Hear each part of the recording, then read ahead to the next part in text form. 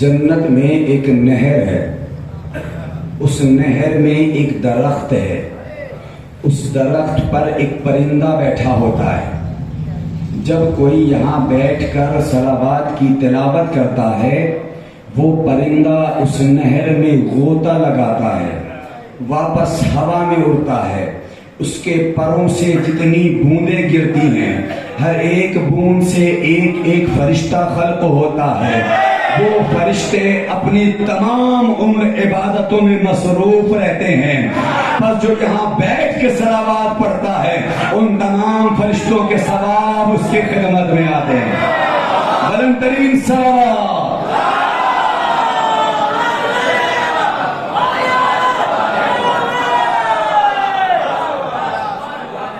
فضائل صلوات ایک کتاب ہے، اس میں یہ روایت آپ کو مل جائے گی۔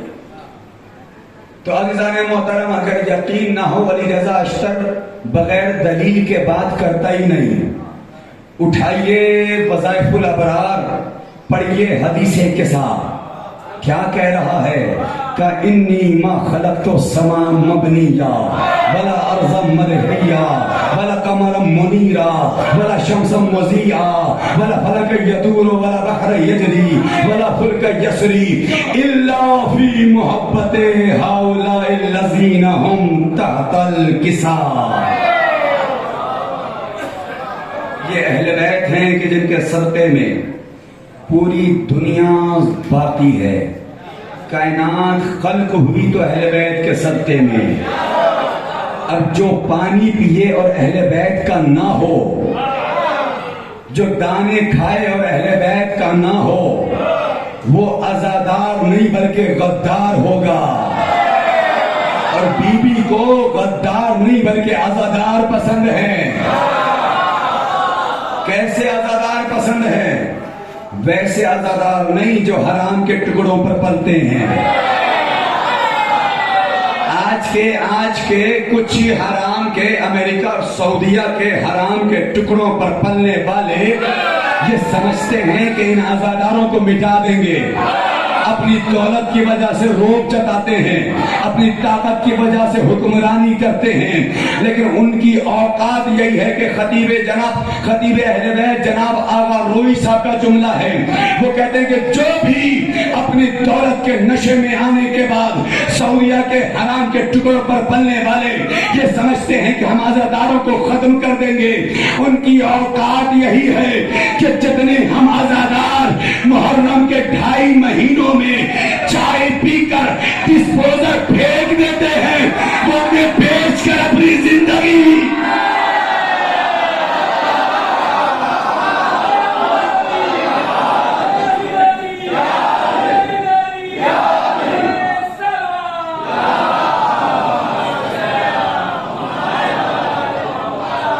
یہ دشمن عزادار، یہ دشمن مولا علی کے چاہنے والوں کے، یہ جتنے بھی دشمن ہیں یہ کچھ پیسوں پر حرام کے ملنے والے پیسوں کی وجہ سے یہ سمجھتے ہیں کہ ہم علی والوں کو مٹا دیں گے، مگر یاد رکھیں اور سعودیہ کے حرام کے ٹکڑوں پر بننے والوں، تمہیں کیا معلوم ہم ہندوستان کے رہنے والے ہیں۔ تمہاری اوقات یہی ہے کہ جتنی جگہ نہیں ہے سعودی جہان میں اتنے امام بارے ہیں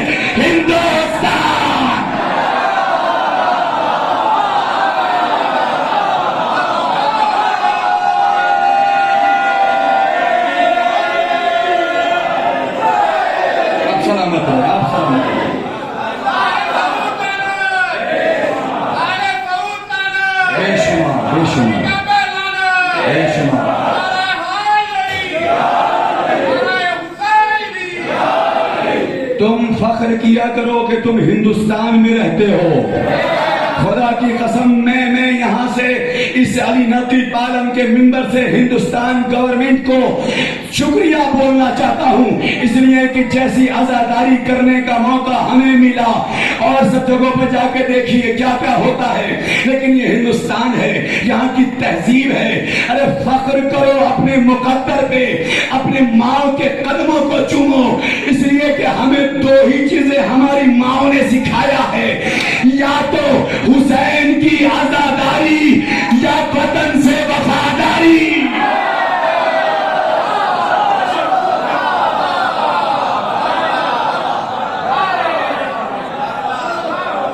ہماری ماؤں نے بچپن سے ہمارے گھٹیوں میں یہ پلایا ہے کہ دو باتیں یاد رکھنا، وطن سے کبھی غداری نہیں ہونی چاہیے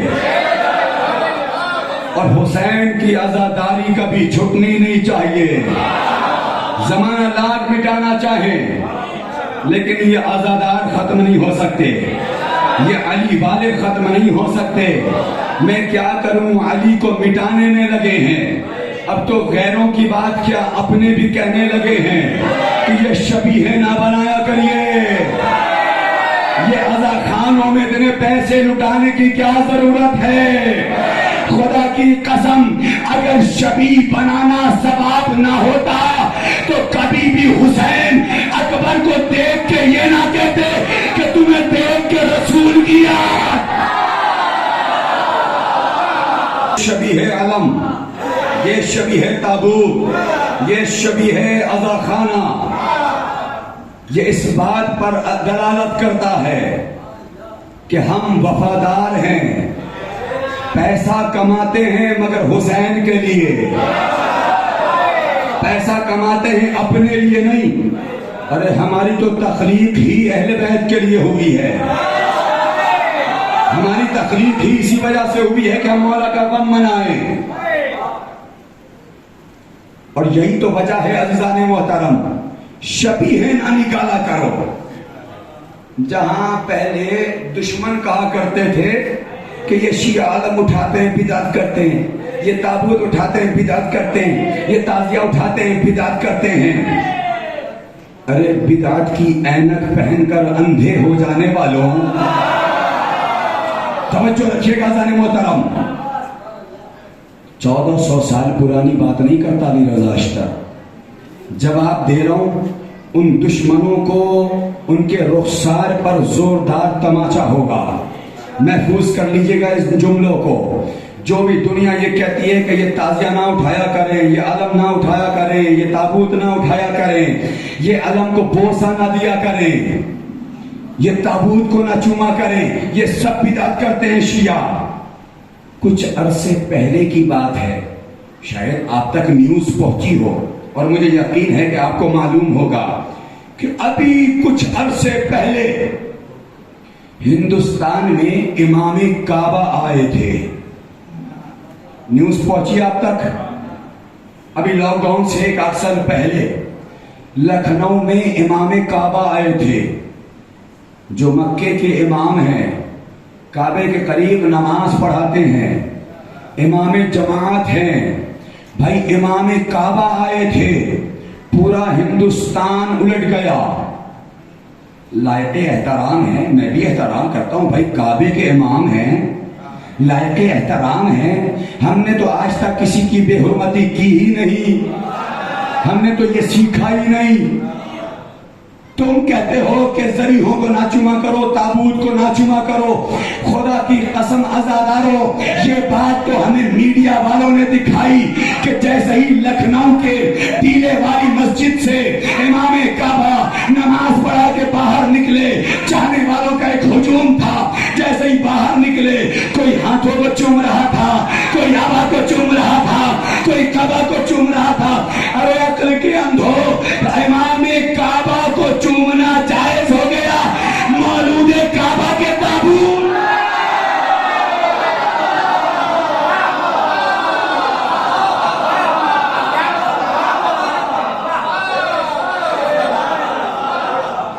سیدھی سی بات ہے،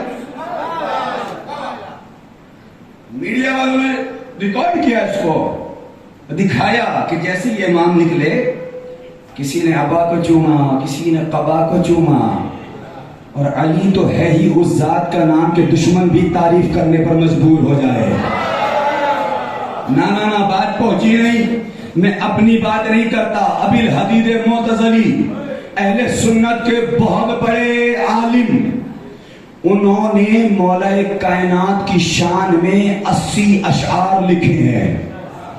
اب سن لیجئے گا خدا کے لیے، اور یہ 80 اشعار وہ اشعار ہیں کہ جس کو یہ شرف ملا کہ یہ آج بھی مولا علی کے گنبد میں تحریر ہیں۔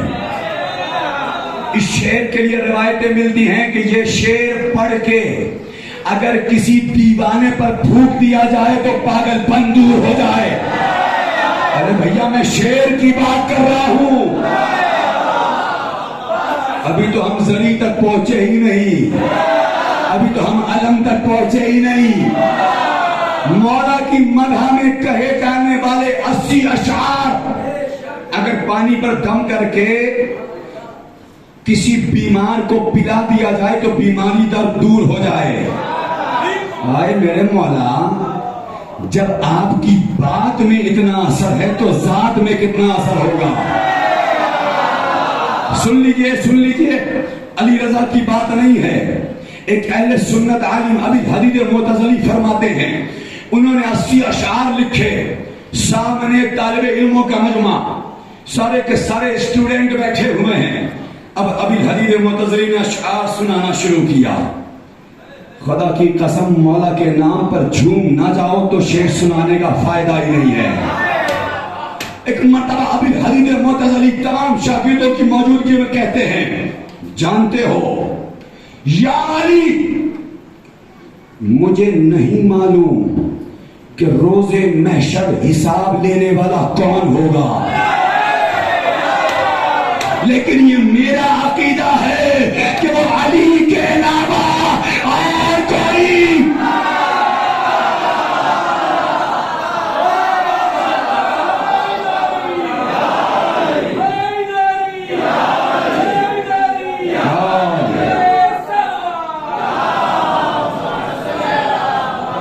ابی حدید معتزلی شعر سناتے رہے, یا علی مجھے نہیں معلوم کہ روز محشر حساب لینے والا کون ہوگا, لیکن یہ میرا عقیدہ ہے کہ وہ علی کے علاوہ اور کوئی نہیں ہو سکتا.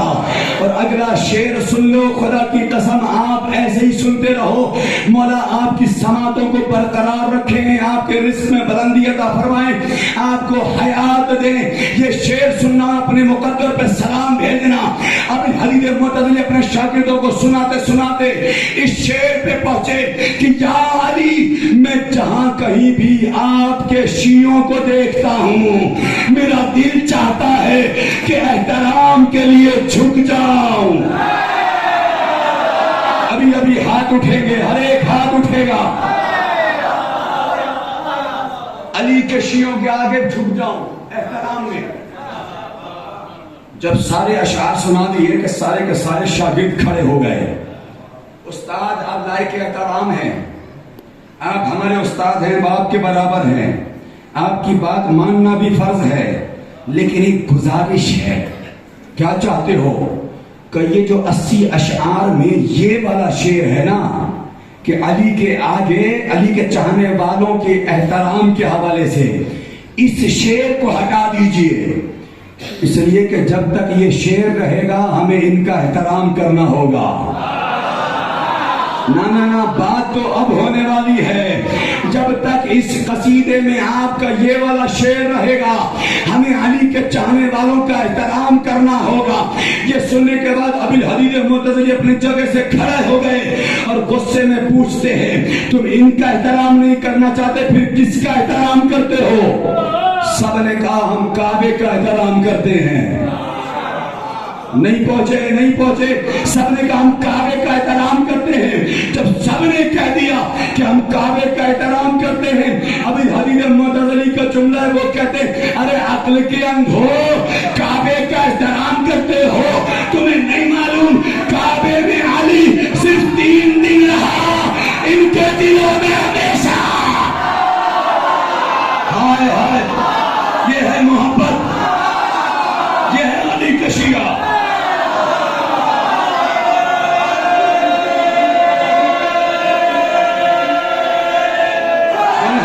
کر کے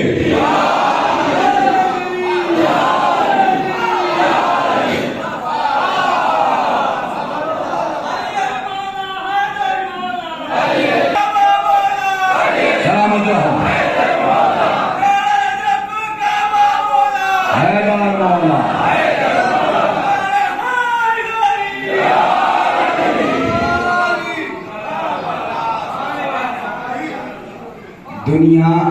تک علی کو مٹانے پہ لگی ہے. ان کے یہاں کوئی بچہ پیدا ہوتا ہے نا، پیدا ہوتے ہی سمجھانے لگتے ہیں، بیٹے تمہیں پتہ ہے علی جو کعبے میں آئے تھے نا، یہ علی کی کوئی فضیلت نہیں تھی، علی کا مقدر تھا جو کعبے میں پیدا ہو گئے. اس علی رضا اشتر کو یہ بات سمجھ نہ آئی کہ مقدر جب بھی چمکا تو علی کا چمکا. نا یہ جو علی کعبے میں آئے یہ علی کی کوئی فضیلت نہیں. تو ٹھیک ہے بھائی، کعبے میں پیدا ہونا علی کا مقدر، 3 دنوں تک کعبے میں رہنا علی کا مقدر، 3 دنوں کے سن میں کلہ ازدر کو چیر دینا علی کا مقدر، بھائی 3 دنوں کے سن میں قرآن سنا دینا علی کا مقدر، زبور سنا دینا علی کا مقدر، انجیل سنا دینا، توریت سنا دینا، قرآن سنا دینا، فاتح خیبر بننا، فاتح خندق بننا، فاتح حنین بننا، بستر رسول پر سو کر اپنا نفس بیچ دینا، مرضی الہی خرید لینا، قدیر کے میدان میں تیرے نبی سے اپنی ولایت کا اعلان کرانا، تمہارے نبی کی بیٹی سے اپنا عقد کرنا. دنیا والوں مجھے سمجھ نہیں آتا، جب سب کے سب علی کا مقدر ہے تو مجھے بتاؤ علی مقدر کا محتاج یا مقدر علی؟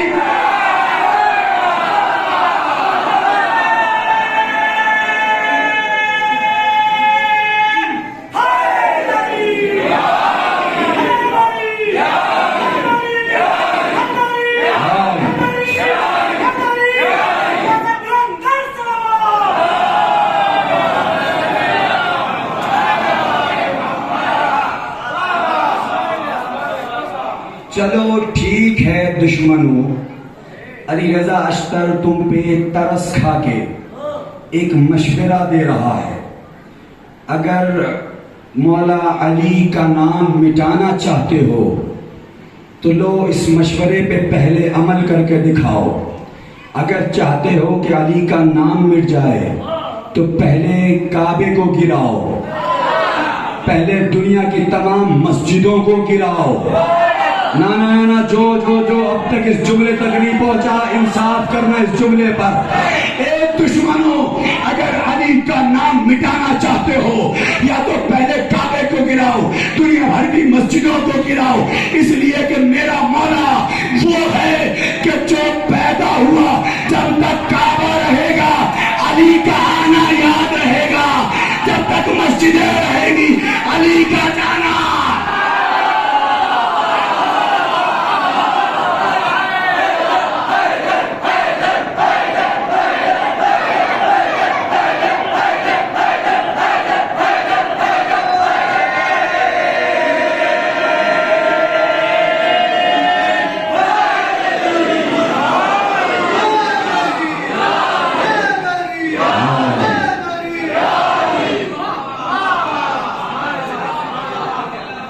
جب تک کعبہ رہے گا علی کا آنا یاد رہے گا، جب تک مسجدیں رہیں گی علی کا جانا یاد رہے گا.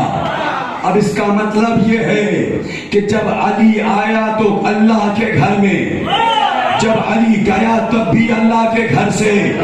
اب علی والوں کو سمجھ جانا چاہیے کہ علی والا وہی ہو سکتا ہے جس کا رشتہ اللہ کے گھر سے ہو.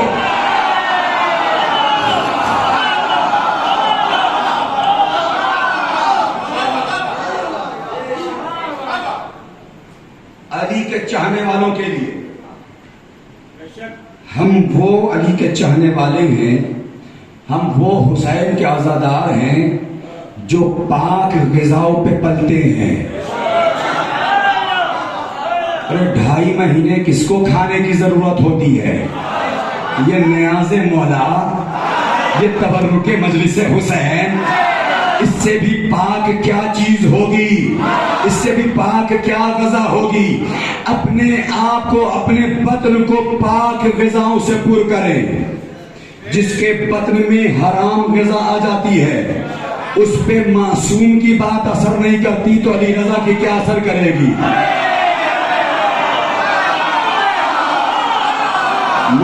غم منانے والوں، کربلا میں مولا حسین نے خطبہ دے کے بتایا کہ حسین کی بات تم پہ اسی وجہ سے اثر نہیں کرتی کہ تمہارے بدر مال حرام سے پر ہے۔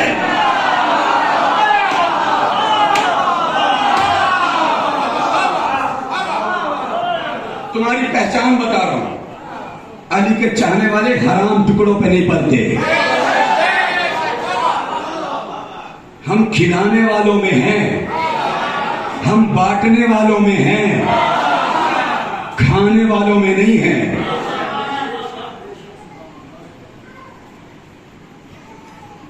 ابو الاسود دویلی یہ وہ تھے مولا کے چاہنے والے کہ جن کو مولا علی نے قرآن میں یہ جو زبر زیر لگا ہے نا، اس کا علم میرے مولا نے ان کو دیا اور انہوں نے قرآن پر زبر زیر لگایا۔ آج اگر زبر زیر نہ ہوتا تو نہ جانے کیا سے کیا پڑھتے۔ میں آپ کی بات نہیں کرتا، میں ان کی بات کرتا ہوں جو آنکھیں بند کر کے رکھتے ہیں۔ یہ ابو الاسود دویلی کی دین ہے کہ انہوں نے قرآن پر اعراب گزاری کی، یہ علم میرے مولا نے ان کو عطا کیا تھا۔ سن لینا، اولاد والوں سے پیغام ہے، اس مجلس کا سب سے بڑا پیغام ہے، بھائیوں کے لیے پیغام ہے، بچوں کے لیے پیغام ہے۔ ابو الاسود دویلی کی 6 سال کی بیٹی تھی۔ ایک دن ابو الاسود دویلی اپنے گھر سے باہر گئے ہوئے تھے کہ اس وقت حاکم شام معاویہ کی جانب سے اس کے دربار کا ایک حلوہ، ایک عجیب قسم کا، بہترین قسم کا حلوہ مشہور تھا، لذیذ بھی ہوتا تھا، بظاہر میٹھا ہوتا تھا۔ جی جی جی، بغض علی سے بھرا ہوا تھا تو بظاہر مٹھاس ہوگی۔ مشہور زمانہ حلوہ، اس کا طریقہ یہ تھا کہ جس کو وہ اپنا بنانا چاہتا تھا اس کی خدمت میں حلوہ پیش کیا جاتا تھا۔ اب بات ہے وہ جانتا تھا کہ جو کھائے گا وہ گائے گا، اسے کیا معلوم کہ علی کے چاہنے والے کیسے ہوتے ہیں۔ اس نے یہی سوچ کر ابو الاسود دویلی کے گھر میں بھیجا۔ پیغام بہت بڑا ہے، اب تک کی مجلسوں کا سب سے بڑا پیغام دے رہا ہوں عزیزان محترم۔ مولا کے نام لینے والے یہاں سے لے کر وہاں تک بیٹھے ہو، علی رضا اشتر کا یہ پیغام سمجھ کے اپنے دلوں میں محفوظ کر لیجئے گا تب تک جب تک دوبارہ علی رضا نہیں آ جاتا۔ کچھ جملے اپنے لیے بولنے چاہیے۔ حلوہ بھیجا۔ اب گھر میں ان کی چھوٹی بیٹی بچی تھی، حلوہ آیا، بظاہر اچھا لگا۔ ابو الاسود دویلی کی بیٹی نے چٹکی میں حلوہ لیا اور اپنے دہن پہ رکھا۔ ابھی کھا ہی رہی تھی کہ اسی اثنا میں ابو الاسود دویلی آ گئے۔ جیسے ہی دیکھا کہ میری بچی حلوہ کھا رہی ہے، کہا بیٹی جی تم نے کیا کیا؟ تمہیں معلوم ہے یہ حلوہ کہاں سے آیا ہے؟ کہ نہیں بابا، یہ حلوہ کہاں سے آیا ہے؟ کہ یہ حلوہ حرام کے پیسوں سے بنا ہے، یہ حلوہ ہمارے لیے جائز نہیں ہے۔ اب پیغام ہے اس بچی کی طرف سے، جیسے اس بچی نے سنا کہ کس نے بھیجا، کہ معاویہ کی طرف سے ہے، کہ وہ جس کو بھی چاہتا ہے کہ اپنا بنائے وہ اس کے لیے حلوہ بھیجتا ہے۔ اب اس بچی کا عمل ہے، اس نے اپنے منہ سے وومیٹنگ کی، الٹی کی، طے کی، اور طے کرنے کے بعد ایک مرتبہ معاویہ کی دربار کی طرف نگاہیں کر کے ایک جملہ کہتی، جملہ بہت بڑا ہے، اس بچی کا جملہ تاریخی جملہ ہوگا، خدا کی قسم بچی 6 سال کی ہے لیکن اللہ جانے اتنی سمجھدار کیسے ہو گئی۔ ایک مرتبہ الٹی کرنے کے بعد اس کے دربار کی طرف رخ کر کے کہتی ہے، اے حاکم شام، اگر تو کسی کو اپنا بنانا چاہتا ہے تو حرام غذا سے نہیں، علی کا کردار۔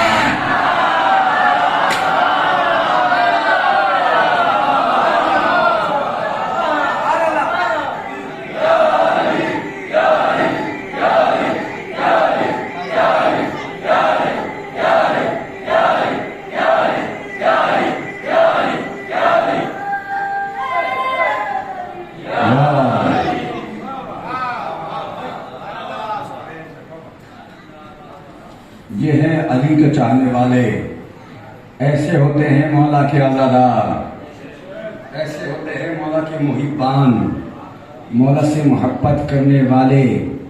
آج روزے اربعین کی آخری مجلس ہے علی رضا اشتر کی۔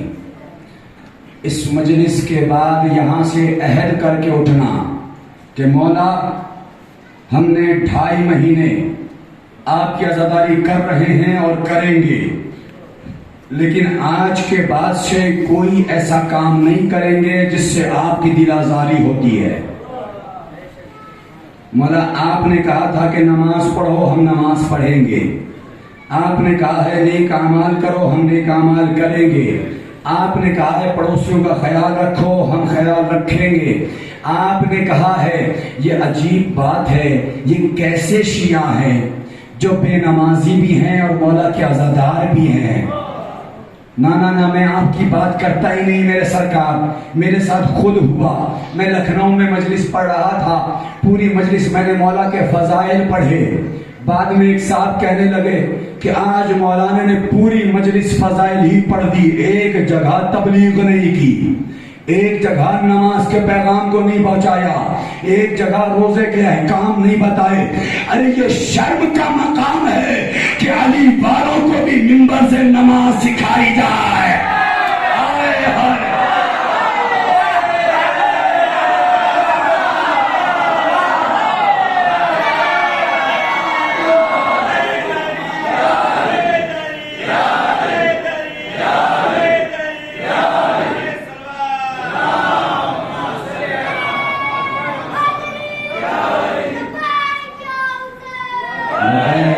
اس کے خلاف نہیں بول رہا کہ نماز کے بارے میں نہیں بتانا چاہیے، میں تو یہ سمجھانا چاہتا ہوں جناب کہ علی والے کو اپنے آپ کو ایسا بنانا چاہیے کہ نماز کے بارے میں بتانے کی ضرورت ہی نہ پڑے۔ کوئی بھی علی والا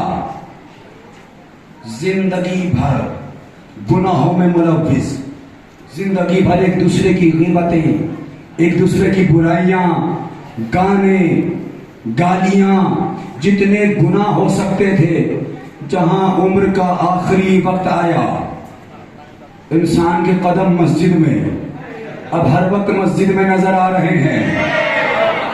آخری وقت میں کیا خاک مسلمان ہو گئے، زندگی بھر گناہ کیے، اور اس کے بعد مولا حسین کے عزا خانے میں آنے کے بعد ہاتھ کو جوڑ کے کہنے لگے مولا اب آپ ہی شفاعت کیجئے گا، اب آپ ہی شفاعت کیجئے گا۔ میرے سرکار پیغام ہے جو یاد رکھنا، اس لیے کہ بے نمازی یزیدیت ہے، نمازی حسینیت ہے، بھائی بے نمازی یزیدیت ہے، بھائی زندگی بھر گناہ کرنے والوں آخری وقت حسین سے مانتے ہو، یہ تو ایسا ہی ہے کہ جیسے زندگی بھر یزید کے کارخانے میں کام کیا، آخری وقت حسین کے دفتر میں آ کے سیلری۔